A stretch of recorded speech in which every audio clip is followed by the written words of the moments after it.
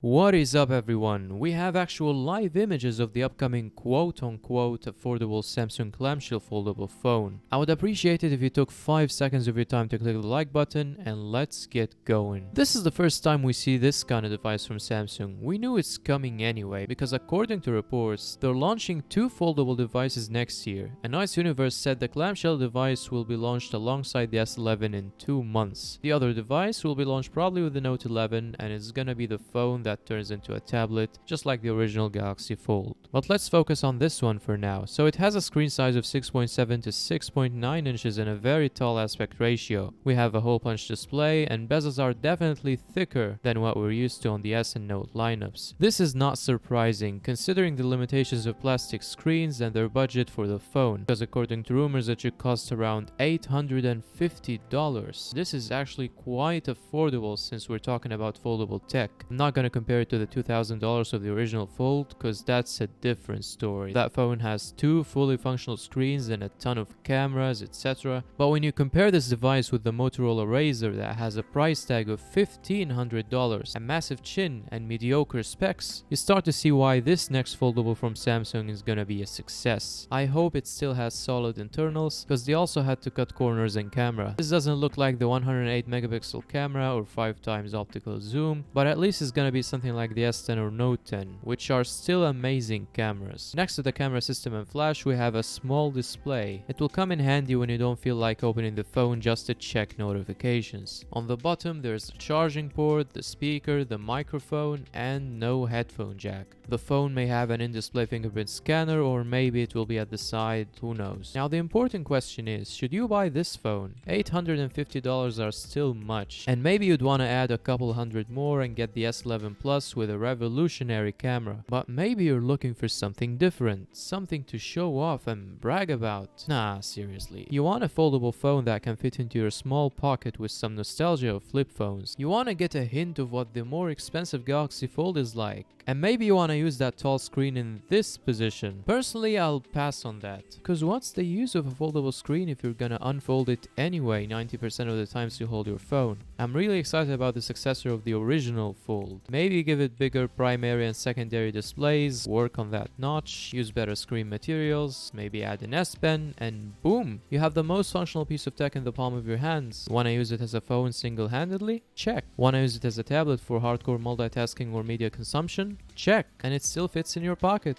But still, I'll be happy when Samsung achieve their 6 million sales goal of foldable tech in 2020 with the help of the clamshell device. It's healthy for this new market and it will contribute to more research for better foldable tech in the future. And you best believe I'm gonna be covering all of that. So what are you waiting for? Smash that subscribe button and bell icon to be notified when something cool happens. I'm covering all Samsung Galaxy related tech and more. Drop a like and leave a comment, it means a lot to me. So thank you so much for watching and I'll see you next time.